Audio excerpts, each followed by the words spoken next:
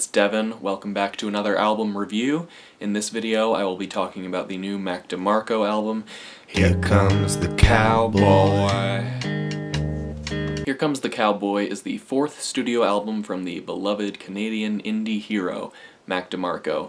Mac is someone whose music I've never really been a huge fan of, mostly because I think his kind of reverb-drenched slacker rock is just a sound that doesn't resonate with me all that much.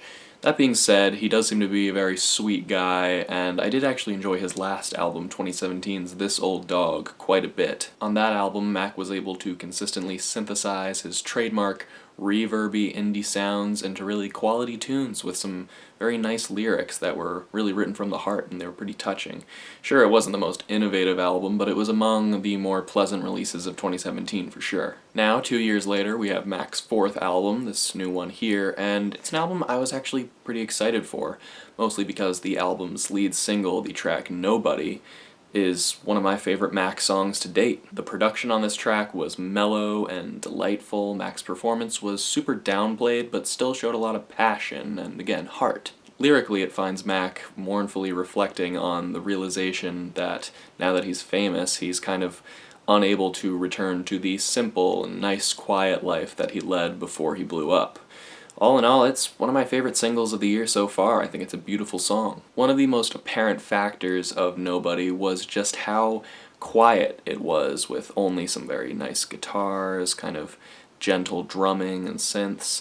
And while Mac's music has always been relatively stripped back, on this song he kind of took his minimalism to another level, and that definitely carries over to this new album here. There's hardly a song on here where we get much more instrumentally than just some breezy guitar chords that are maybe a little bit jangly, some slow, steady drums, and Mac's weary croon. There are a few songs where we get maybe a synth, or a piano, or some harmonica, but the bass instrumentation and the tempo and general vibe of these songs remains pretty consistent throughout. The recording and sound of Here Comes the Cowboy is crystal clear. There are far less reverby effects compared to previous Mac DeMarco albums, and the mixes are very warm and tranquil, although they are very simple. There are a few nice, kind of subtle sonic touches on a few of the songs here. I quite like the sound of birds chirping that can be heard in the background of the song Preoccupied. It sort of makes me picture Mac and his band just peacefully jamming outside on a nice sunny day. In general, Here Comes the Cowboy is a very pleasant, although rather nondescript soft rock and indie folk album with a strange, vague cowboy motif running throughout. The song quality varies throughout the record, as there are a couple songs on here that just kind of feel like very odd, poorly conceived fragments of songs that are just kind of stretched out to 2 or 3 minutes and then performed in a somewhat lethargic manner. Case in point, the title track, or the song Choo. The opener on here, the song Here Comes the Cowboy, consists of absolutely nothing but this one kind of country-inspired guitar phrase and snare drum rim shots, with Mac coming in to say, "Here comes the cowboy," every 4 bars.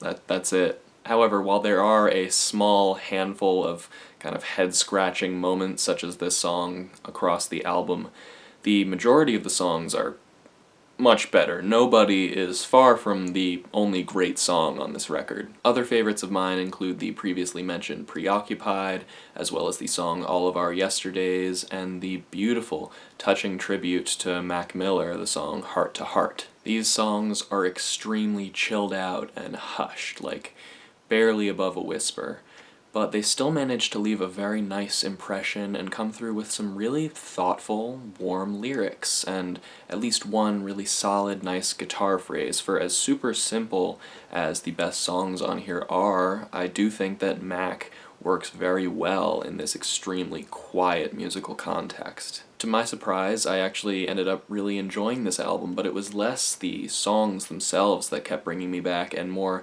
the incredibly personal, reflective, deeply intimate, and deeply depressing tone that sort of came across in these songs. That's what really resonated with me. On this album, Mac's tried and true slacker persona is still present, but it feels like it's originating less from his easygoing lifestyle and more from a tragic lack of motivation to create or to do much of anything. Everything about this album, the isolated minimalism and demeanor, the introspective lyrics, the numerous kind of disturbing music videos, and moments like when Mac's voice scrapes an anguished high note on the song All of Our Yesterdays, all of these things kind of point to me as signs of someone who's going through some serious stuff. This album almost reads to me as a cry for help. Again, Mac's music has always kind of been chill and a little downtrodden, but he's never sounded this truly isolated from everything and this truly pained. Despite how much Mac downplays himself on this album, I did find many of these quiet, emotional vignettes to be actually really powerful.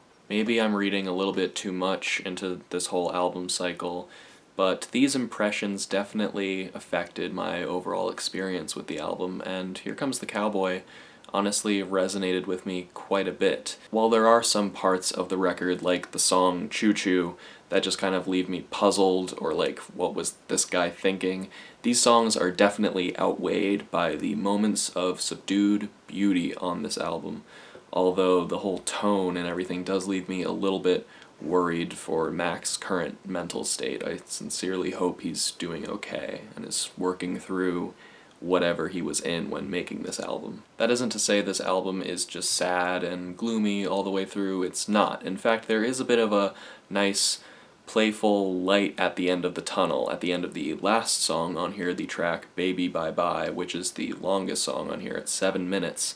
We get this strange little musical detour at the very end of the album where it's like this demo-like recording of Mac just kind of banging on his guitar and hooting and hollering like a cowboy. It's an odd moment, it's very goofy, but it's something that I found to honestly be oddly reassuring and comforting through the kind of sadder bits of this record. It's like the cowboy was on his way the whole time, and at the end of the album, the cowboy has finally arrived. Again, like I said, there's a definite cowboy motif across this album, and while I'm not totally sure the significance of it, I do think it added to the album's odd emotional impact quite a bit.